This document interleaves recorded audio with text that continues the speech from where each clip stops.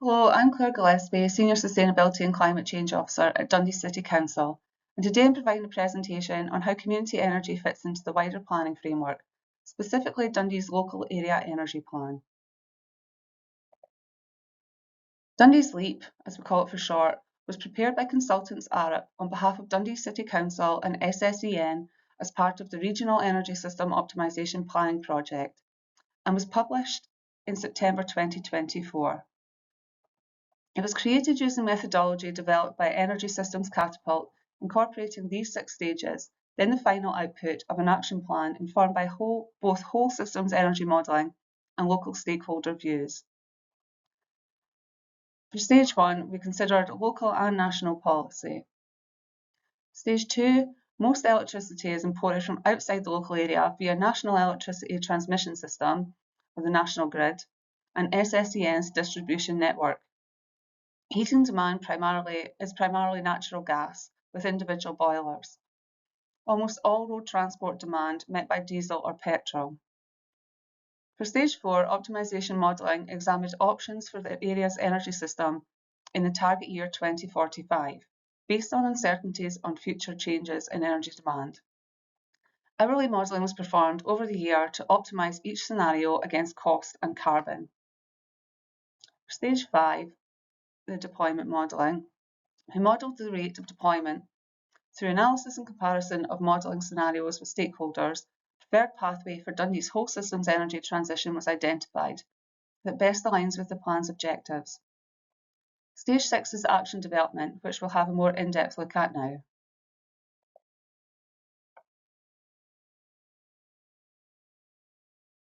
Of 4 modelled scenarios, the local resilience pathway was chosen as a preferred option.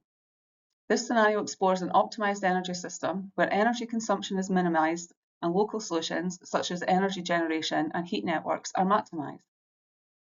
These priority intervention themes are outlined to underpin the actions within the LAEP and span all areas of Dundee's energy system.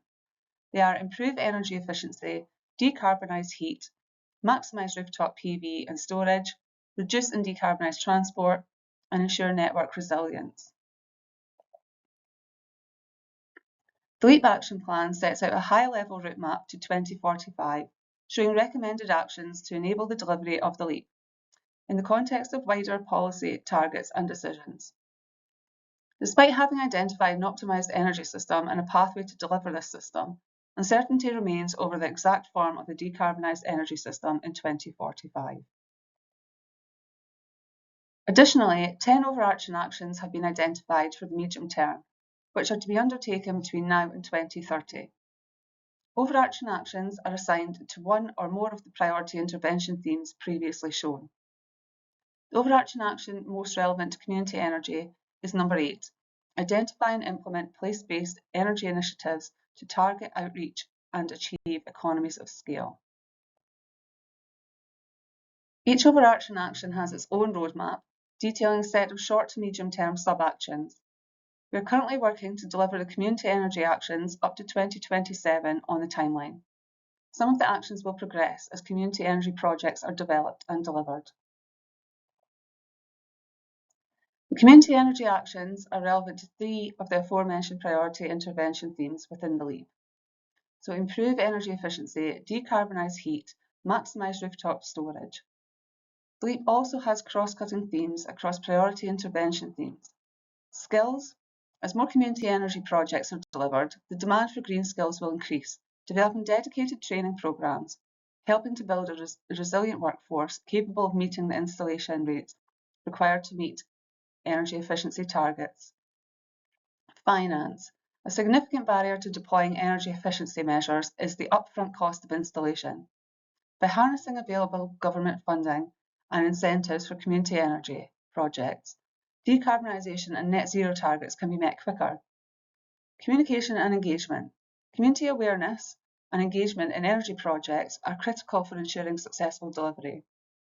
Involving community energy groups in the decision-making process can ensure that the community's perspectives and concerns are addressed.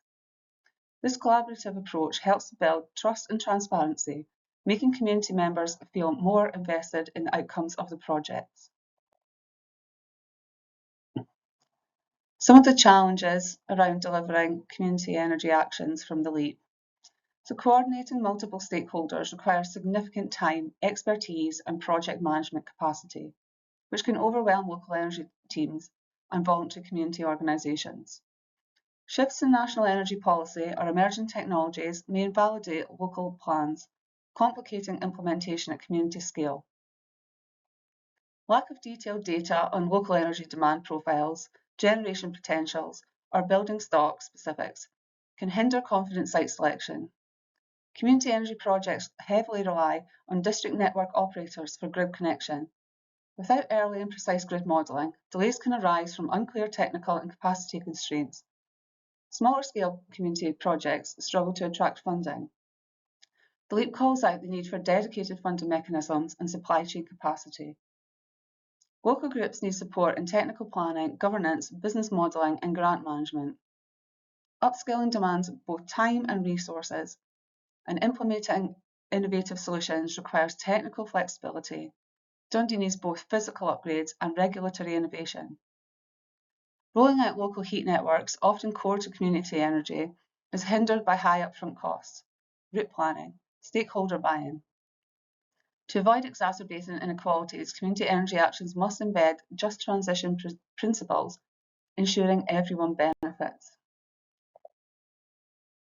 These are the relevant stakeholders and organisations we collaborate with in the delivery of the community energy actions. So we have some from the local community, energy advice agencies, the Dundee Climate Leadership Group, which is made up of public sector, private sector and third sector organisations within Dundee. And then Dundee City Council, the different teams within the council, and energy network operators.